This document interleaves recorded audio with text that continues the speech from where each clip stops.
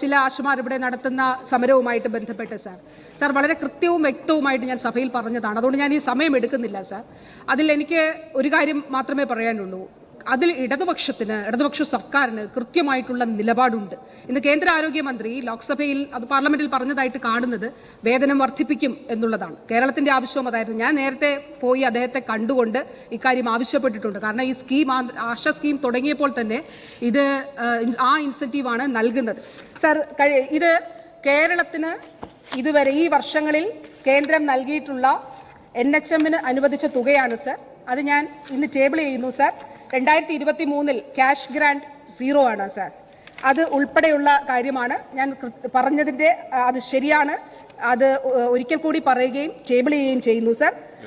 കേരളത്തിൻ്റെ utilisation certificate ആണ് sir.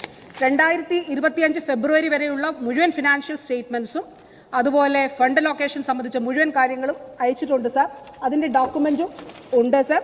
അപ്പോൾ ഈ യൂട്ടിലൈസേഷൻ സർട്ടിഫിക്കറ്റിൽ സെൻട്രൽ ഷെയർ സാർ ഇതിൽ നില്ലാണ് കാണിച്ചിരിക്കുന്നത്. ഇത് കേന്ദ്രത്തിന് അയച്ചു കൊടുത്തിട്ടുള്ളതാണ്. ഇത് ഞാൻ സഭയിൽ ടേബിൾ ചെയ്യുന്നു സാർ. ഒരു കാര്യം കൂടി പറഞ്ഞുകൊണ്ട് വാക്കുകൾ അവസാനിപ്പിക്കുകയാണ് സാർ. ബഹുമാനപ്പെട്ട മലപ്പുറം MLA പറഞ്ഞു, ശ്രീ KN ബാലഗോപാൽ മിനിസ്റ്റർ, അദ്ദേഹം പതാക ഉയർത്തിയതിനെ, കൊടി ഉയർത്തിയതിനെ കുറിച്ച് പറഞ്ഞു സാർ. എനിക്ക് ഒരു കാര്യമേ അദ്ദേഹത്തെ ഓർമ്മിപ്പിക്കാനുള്ളൂ.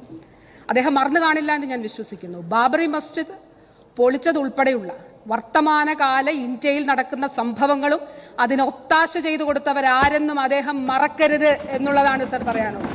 Sir, Shri KN Balagopal minister, അദ്ദേഹം ഉയർത്തിയ ചെങ്കൊടി ലക്ഷക്കണക്കിന് ആളുകളുടെ ആവേശമാണ് സാർ. ലക്ഷക്കണക്കിന് ആളുകളുടെ ഉയിരാണ് സാർ.